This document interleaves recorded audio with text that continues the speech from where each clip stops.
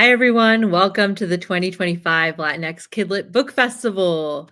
Yay! We are really excited to welcome some fantastic writers today. We're going to talk about speculative writing. Before we get started, don't forget to subscribe to the Latinx Kidlit Book Festival's YouTube channel for lots of educational resources. All right, so we're going to begin by introducing ourselves briefly and talking a little bit about our book. So telling our audience a little bit about your book. Leslie, will you kick us off, please? Yes. Hi, everyone. My name is Leslie Adame. I'm the author of Chloe Vega and the Agents of Magic that comes out September 16th of 2025 with HarperCollins. It's about this girl who is the daughter of undocumented immigrants, and her whole life she's feared her parents getting taken from her by immigration. And unfortunately, that nightmare does get realized when her parents get taken by a sorcerer disguised as an immigration officer. So now she has to go to a magic school, learn how to harness her magic so that she could save her parents from the sorcerer. Thank you so much. Awesome. Maika, we'll go to you. Hi, everyone. My name is Maika Moulite. I am the co-author of The Summer I Ate the Rich, which I co-wrote with my sister, Maritza Moulite. It's about a 17-year-old first-generation Haitian-American girl named Brielle Petitfou, and she wants to be a chef, but it doesn't exactly go in line with her mother's hopes of her becoming a doctor, lawyer, or engineer. And when Brielle's mom suddenly loses her job, Brielle ends up using her chef skills to help out her family meet their financial needs. And she also happens to be a zombie, and she leans into her zombie abilities to influence the food that she cooks for the very wealthy elites that she blames for her family's misfortune. Thank you. All right, Victor, we'll go to you next.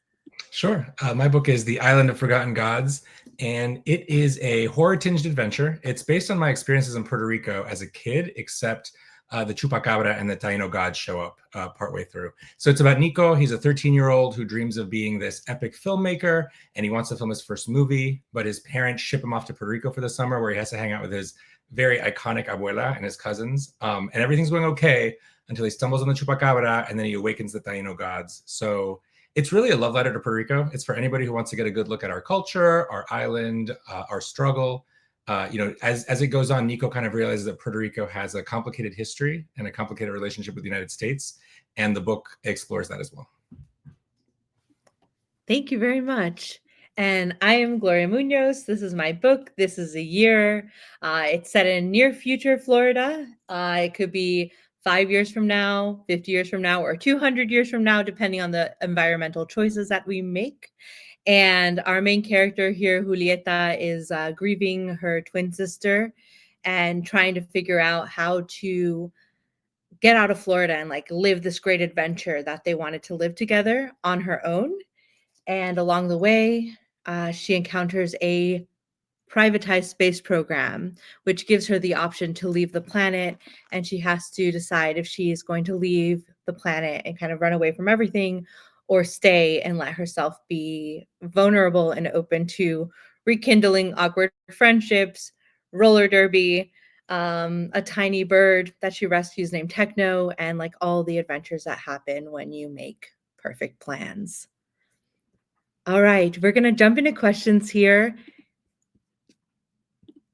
And the theme today is rebellions, classism, and climate change, which are really heavy, tough topics that we've all explored in our books through various ways. So, can we talk a little bit about how speculative fiction specifically allows you to explore intersectionality in ways that maybe contemporary realism does not? And what drew you to the specific elements that you're using in your world to look at real world social justice issues? I'll jump in first. So when Maritza and I decided that we wanted to write The Summer I Ate the Rich, Maritza actually came up with the title. And normally we're very terrible with titles, but for some reason this one came to us. So we were like, all right, we have something. And we were thinking about this, teen, young person, this young girl who wants to help her family, but she's grappling with the reality of balancing the desires for yourself and the desire that your family has for you. And as the only, daughter from her mother who is living in the United States, Brielle has 5 other sisters who are still in Haiti and have never been to the United States. She feels a very heavy sense of responsibility. And while we were thinking about what Brielle's life would look like, we kind of looked at, the things that we saw growing up in Miami, Florida, and we decided that Brielle should be, the daughter of a home health aide. And these are roles that people have that are so crucial to the way that our society functions. And yet people will be living paycheck to paycheck and not be able to pay their bills. And so we were grappling with this, and we felt like, okay, we have Brielle. We know that she's, trying to fight back, if you will, against the economic circumstance of her family, but we felt like something was missing.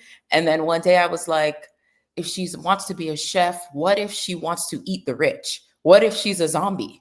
And so that is how it came to be, where it was just like this perfect storm of the conversation happening in the culture of people saying eat the rich, which has been around for years and generations, and tying that into the lived experience of this young girl who is like working for these very wealthy elites and feeling that it was so unjust that she could have her mom working for one of the wealthiest families on the face of the planet and still not be able to pay their telephone bill.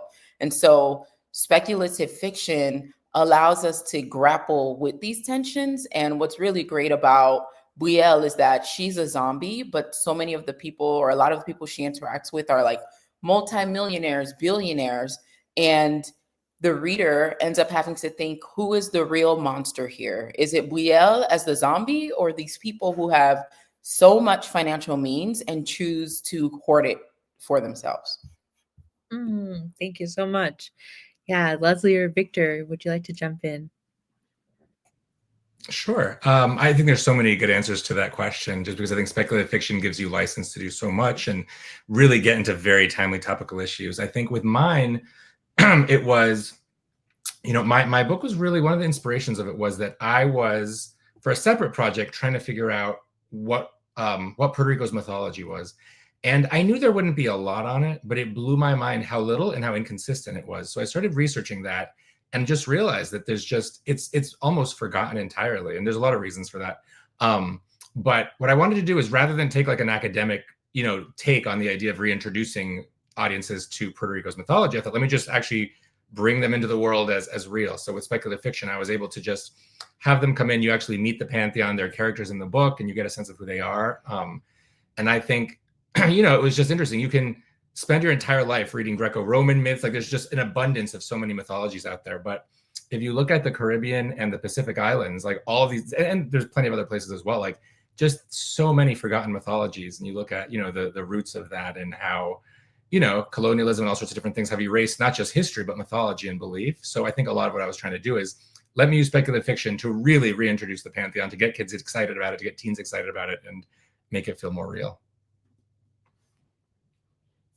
Awesome. Thank you so much. What about you, Leslie? Yeah, I think for me, a big theme in my book is immigration, and I feel like that it's such a heavy topic, especially right now. So I really, if you felt like using speculative fiction would help me kind of just introduce how what it's like to live a life where you're in a mixed status family, where you kind of have to hide that from people. And so actually in the magical world, the magical it's a contemporary fantasy. So it's a magical world that exists within our real world, but nobody knows that it exists. So a lot of the folks in the magical world have to live in hiding. So that was kind of my way of also showing how when you're undocumented, you kind of have to live in hiding because you're afraid of people knowing your identity, of finding out about that, and then that being an issue. So I wanted to introduce this idea of like um, in the magical world, like people don't know you exist. So I felt like that was a really good way to kind of just show people like what that's like, not just for the folks in the magical community, but also the folks who are undocumented. So Chloe, when she comes into this world, she kind of just sees these parallels, and she sees like hey, like that, I kind of just identify with that because I've had to live my entire life in hiding, but then the folks in the magical community have had to do the same. So it just introduces that idea, and it helped me kind of just show people like this is what the reality that undocumented people have to live. So yeah. Thank you all. Yeah, with This Is the Year, I mean, the speculative felt like it runs parallel to what's happening right now in terms of climate change, especially in Florida. We had a flash flood just this morning. And the grid is flipped in the book. And I got this idea because when I started writing the book, it was the pandemic, and I would go like get a coffee and like go to this park that was across from these mega homes that were right off of a seawall. And you could see the water line, how high it had been, and you could see it receding. And I just kept imagining this house, and I was like, in the future, this is not going to be a multi-million-dollar home. This is going to be affordable housing because it's right by the water. I was like, this will be cut up into an apartment complex. And then I just started building the city. So in the book, the inner city, which is protected by these kind of like AI, like sentient, like beautiful robots, is the inner city. And that's what's protected. And the outer or like the coastal area is all areas that are hazard zones for environmental catastrophe. Um, all right, Maika, I'm going to go to you, and I want to talk a little bit about the horror elements because I really loved how you just like wove them in. Like we're in this world, we have a really ambitious character who wants to be a chef and like has these big dreams, but we have this like underbelly of really justified horror and like really fun horror. I wanted to, you answered some of this question before with wealth and inequality and how it comes into play, but I wanted to look more into horror specifically here and how those elements actually made some of that like invisible power structure of capitalism that we all experience in the day to day, and that especially blue collar workers experience, visible to readers. Yes, there was something that Victor mentioned about all of the lures from like the Caribbean and other places and how they just get lost, or it's not that they get lost, they're not as celebrated. And so the mythos of the zombie actually originated from Haiti. It was the fears of the African people who were brought to Haiti during enslavement. Their fear was that their forced labor would continue even in the afterlife. And so that's where the idea of the undead comes from, that you would be working in perpetuity, which is horrific, especially when you consider that these people were brought from all that they knew to a new place. And so when you think about the zombie now in the Western context, a lot of times it's to help people think about materialism. There are even conversations with zombies as it relates to like environmental concerns, but we wanted to root Brielle as a zombie that was about labor, because that is where the idea originates from. And you know, there are parts of it where, of course, we have to do some explaining, because if you go into the story thinking like, oh, this is going to be the zombie that's like crawling through the mud and like wants to eat your brains and all of these things, you might be like, oh, this zombie doesn't sound exactly like that. And so what we did is that we had Brielle become a combination of like the Haitian zombie and the American zombie, because her father is American from the United States and her mom is Haitian from Haiti. And so as she develops these zombie abilities in her life, she's merging that ceaseless working quality that the Haitian zombies had, that Maritza and I grew up hearing about from our mother and our grandmother and our father as children. And then, of course, because she's American, she wants to eat brains sometimes. And so we were able to layer these elements in to show how there are times when Brielle is making terrible decisions. Like as a reader, if you go in, know that some of the decisions that she's making are very, very questionable. And we do that to like put it up against the people that she's interacting with, like the family that her mother has worked for for decades really is like they're so rich they're called the Bankses, and essentially they are behind like this huge pharmaceutical industry that has hurt Weel's family. And so combining the elements of like horror that we have that are like the grotesque, the unsettling, allows us to really have her play with what that means to be a young person seeking to like help your family in these economic circumstances that you've been dealt, while also fighting your own instincts of like eating people.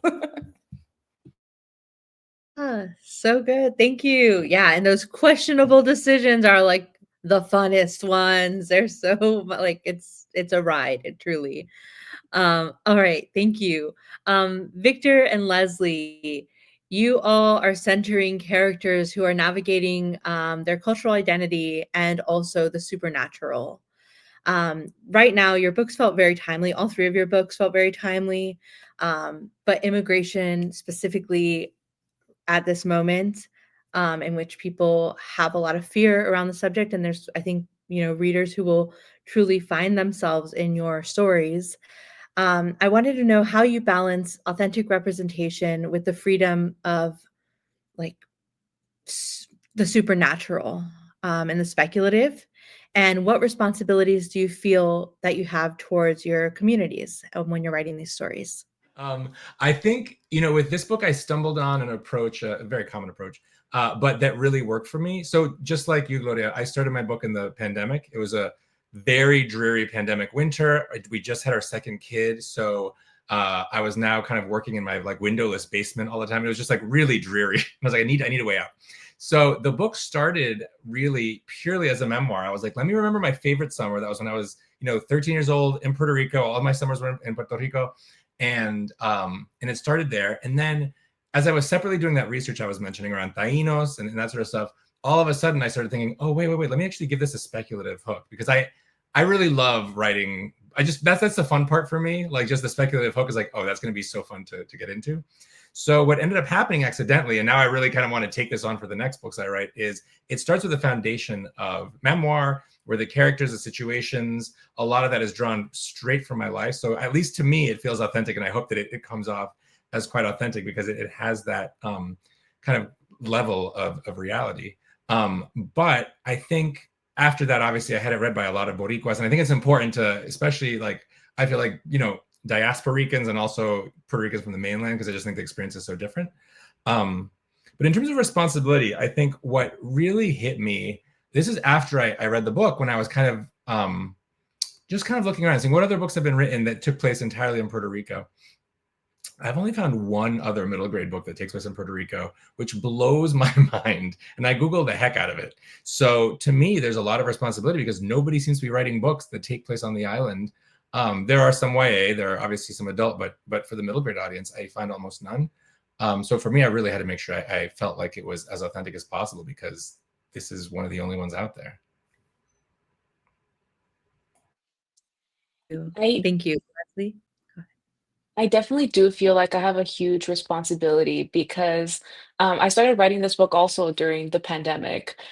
This was inspired in 20 before then, like that was when I really, really like started honing in on wanting to get this published. But I started writing it in 2018 when families were being separated at the border. So I was like, I got angry. So I was like, let me write something. Because this is a story that has been in my head since I was a kid. So just based on what I was seeing in my community and the people that, to me, like the people in my community, a lot of them were immigrants and they were like heroes in my eyes. And just growing up and just reading books, I never saw them represented in like any story really.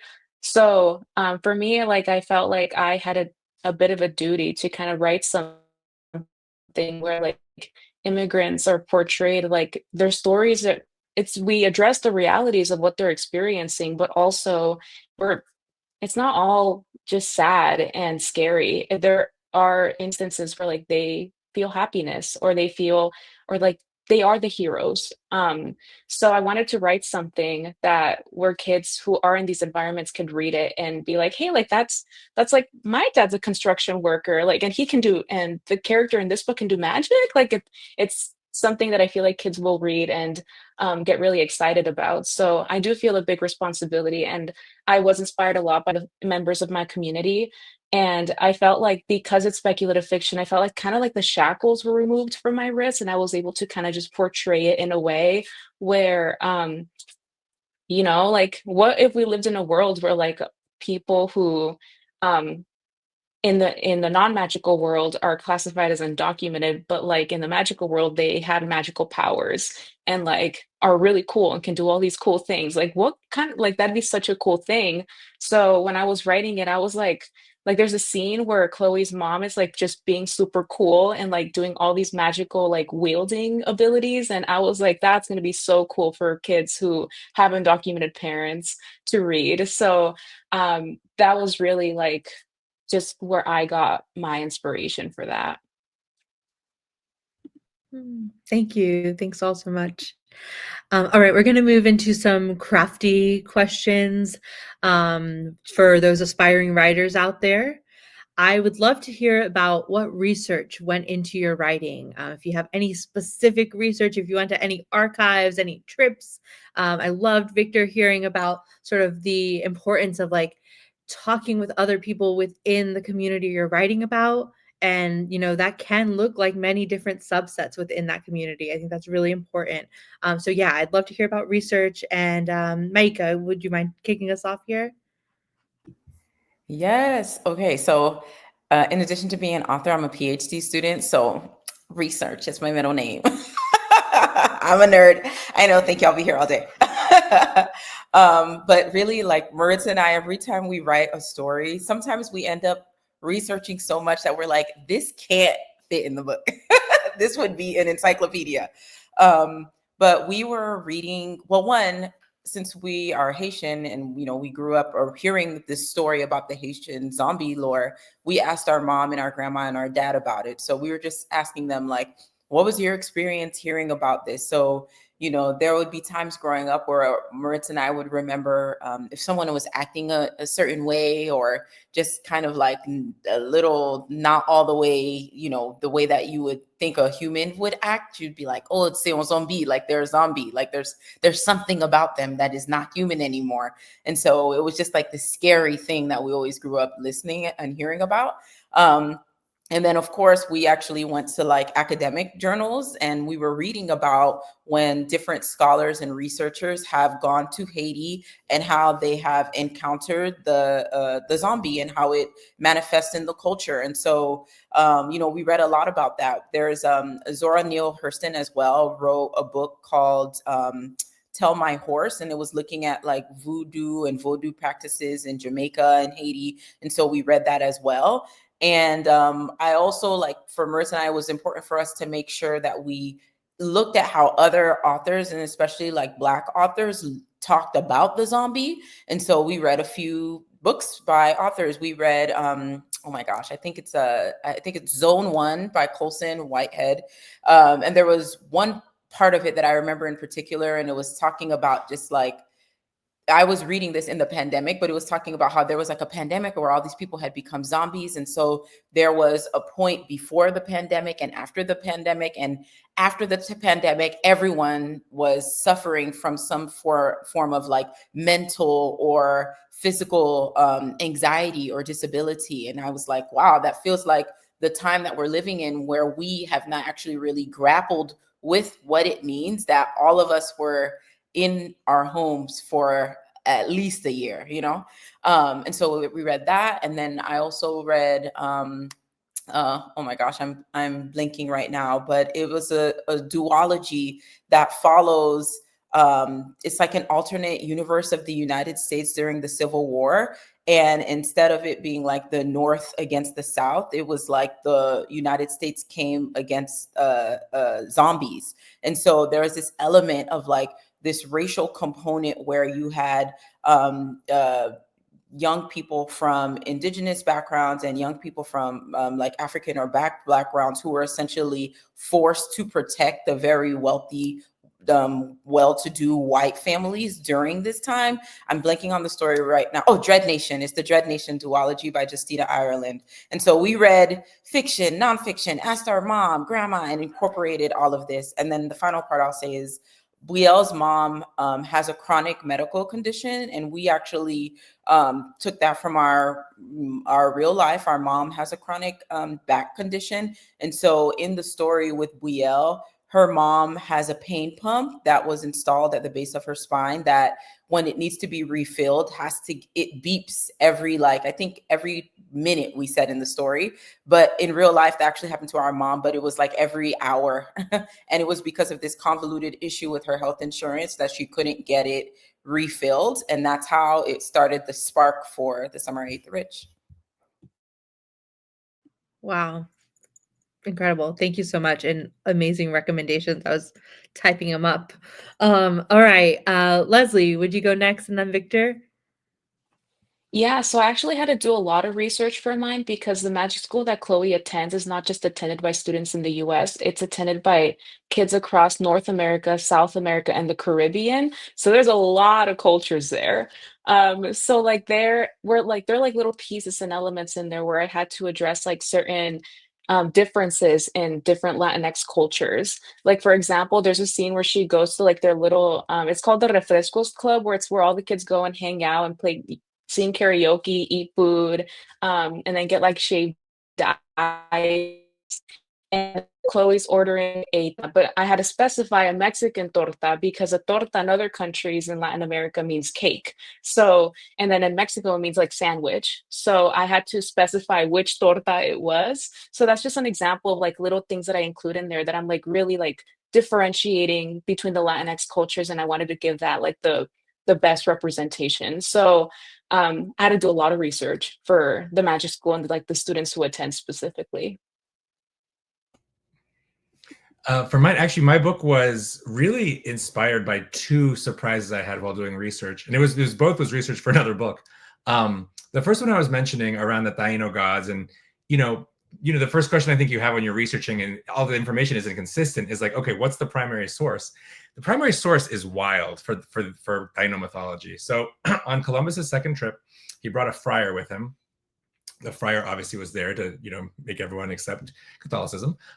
So he came over, but as he was trying to evangelize and convert everybody, he also was kind of writing down their belief systems. So already you have like such an incredible, that POV is very not what you would want, taking down all of this. But to make it even more kind of crazier, so he does this, then that account is lost. Columbus's son transcribes it inefficiently, I'm sure. That account is lost. The only account we have is a bad Italian translation of Columbus's son of the friar who is doing it all. So it's just so diluted. It's incredible. So I think, I was, after reading that primary source, which is very difficult, I found some professors who kind of talked about it and were talking about it. And that was the first kind of eureka. And the second one was, I'd always hated the Chupacabra when I was a kid. I thought it was just very lame. Like everyone that saw him, it was very different. His name means goat sucker, which just sounds dumb to me. And I don't know if you remember, but like in the 90s, the Chupacabra was just showing up everywhere. He was on like, water bottles and t-shirts, and he just looked very cheesy. So I never really liked the Chupacabra growing up. And then as I was researching Taino beliefs and everything else, I started stumbling on Chupacabra articles. I didn't realize, and I don't know how much this is common knowledge, that so the Chupacabra in Puerto Rico wasn't described as a wolf or a dog. He was described primarily as an alien or as a gargoyle. In the 70s, the Puerto Ricans also discovered a gargoyle. There was a lot of sightings, and they called him El Vampiro de Moca. He was a vampire. In 2018, there was a sighting of a gargoyle. They all have different names. There's a vampiro, there's a chupacabra, there's a gargola in different places in Puerto Rico, but it's all the same creature. So I was like, that is really kind of wild. And when I was doing the Taino research, I noticed that Tainos believe that the first humans came out of a cave in DR, actually, in the Dominican Republic. But before they were human, they were gargoyles. I was like, this is wild. So to me, it's like, what is going on with this creature that just keeps appearing in our kind of, what's with the subconscious going on right here? So that was kind of what inspired the novel. Oh my gosh, I could just talk about research, honestly. Like, I love hearing all of this. It's so fun and really interesting. All right, I'm gonna ask, I think, one more question, and then I would love to hear about where people can find you and what you're working on, or anything else that you want to share about upcoming projects. All right, we are going to talk about characters now. So all three of your protagonists are young people who are discovering their power in in a world that seems pretty stacked against them. How do you craft characters who feel agency and that sort of power and drive when facing systemic oppression? This is, you know, the way that I look at it is this is what everyone, young people, old people, young at heart, whoever, this is what you deal with in your everyday. And so it doesn't feel like a stretch of the imagination that a character like Buyel would want to be resisting what has been forced on her. And, you know, there's this balance of making sure that you treat the story with the responsibility, because especially for like our stories, they are not very well represented and there aren't so many of them. And so there's this balance of making sure that you're telling a story that, if someone, like for me and Maritza, like if a young Haitian American reads our story, that they will feel seen, and that they'll feel like there's something that resonates with them. But it's also important for us that, even if you do not come from our background, and even if you don't understand every bit of nuance, that ultimately you understand that this is a human being living an experience. And though their experience is rooted in the reality that they are facing, there are so many things that we are all led to believe that we have nothing in common with other people unless they are exactly like you. And unless you are a twin, and even twins have differences, there will be things that we do not see exactly the same way. But it doesn't mean that you can't still recognize the humanity of the person that you're interacting with, or the story that you're reading. It's not very often that you'll have a main character who is a girl who's Black, who is very unlikable sometimes, right? There are times then Buyel is making decisions and you're like, what are you doing? But then there are other times where you're like, I understand why you are the way that you are. So, Mertz and I are always thinking about that as we write our stories, like grappling with the responsibility of like telling these stories in a way that is not harmful, but also being true, because life is not always easy, and it's not always linear. And it is, I would say, because of like Western influence, that we see things as like, oh, it's a beginning, a middle, and an end. And you'll find that in our stories, there's always a jumping of timelines, because when we were growing up, we would joke that our mom would speak in like riddles, you'd be like, oh, the crow doesn't crow at the time of the night. You're like, what are you saying? But all of these things go into making the character feel well-rounded, feel real. And yeah, it's balancing the responsibility with the desire to tell a good story, and letting the reader take it wherever they take it, and knowing that once the book is out of our hands, it's out of our hands. Like, it's how the reader interprets it. Awesome. Thank you. Victor, we'll go to you.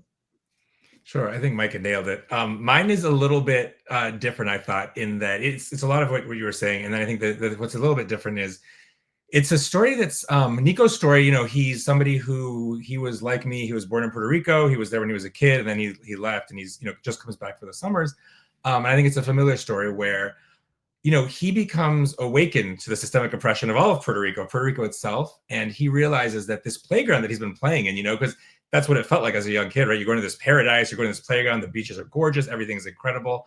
That playground has a very complicated history. And I think, as I know what I felt and my brother felt, and people I've talked to have felt, that is like when you guys come of age and you're Puerto Rican, whether you're mainland or not, I think there's a little bit of this awakening of like, oh my God, like this picture perfect ideal paradise is not, that's, there's a lot going on underneath. And so he's asking himself, like a lot of us do, especially I think when folks who are diaspora who lived there when they were young or who didn't, I think you go back to Puerto Rico and you're like, oh, there's like an identity crisis almost of like, am I Puerto Rican? Am I really? Can I be? Like, there's I think some level, not all the time, but sometimes I feel like we feel there's some level of privilege in, going there, seeing what's happening, and then we get to live in the United States, which is not that it's better or worse, but sometimes I think we're afforded some privileges that we're not necessarily in every situation in the mainland. So there's a lot of identity crisis that goes into it as well. Like, what does it really mean to be Puerto Rican? What does it not?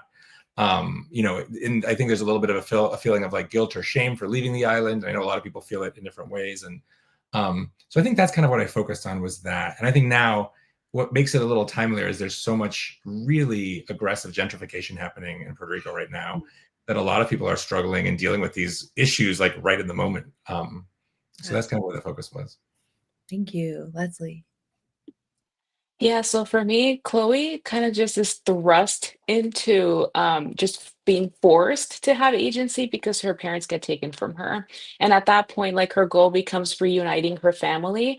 And the magical world is flawed itself. So like the magic school that she enters and the agency that is looking for her parents, they don't share a lot of information with her because you're just a kid. Like we'll figure it out. But like that's in her mind, she's like, that's my family. Like, I want to help reunite them. So, like, she really has to, at the magic school, find it within herself to, okay, what do I need to do to like find my parents and reunite my family? And when in her whole life, like, she didn't really have that agency because her goal was just, okay, keep your head down, don't rock the boat, and then your family will be okay. But now she's just thrust into it, just thrown into the deep end.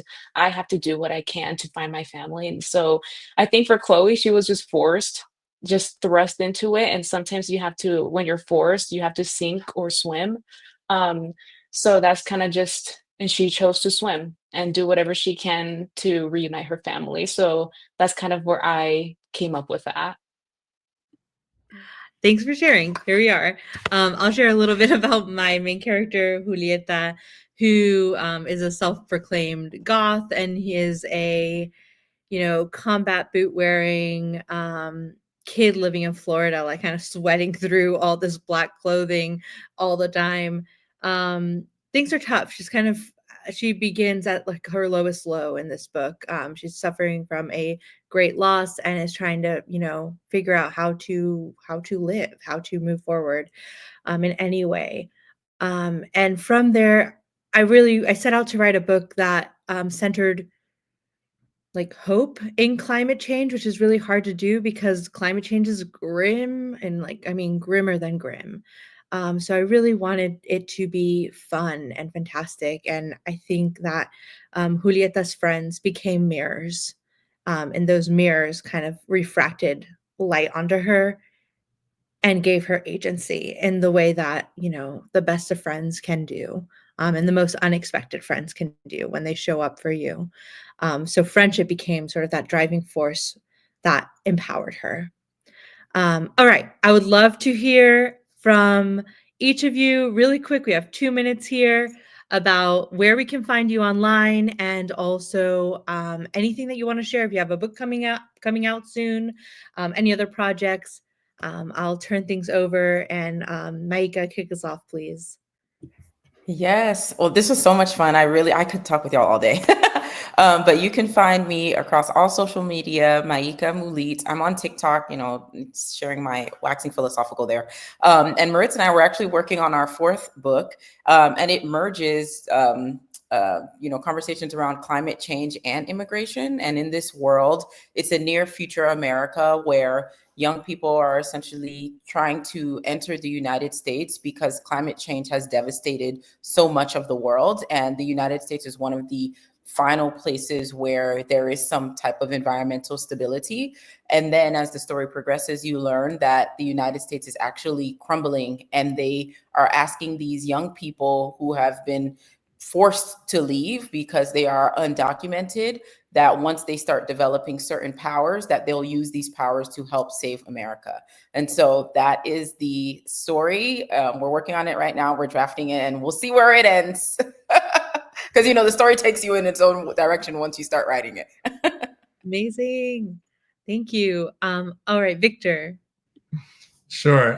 So right now, so this just came out in early August, so that's hot off the press. And then right now I'm working on this one was a little bit horror. The other one leans a little bit more into horror. It's another kind of Latine horror icon, and I'm kind of taking that, exploring gentrification and immigration with it as well.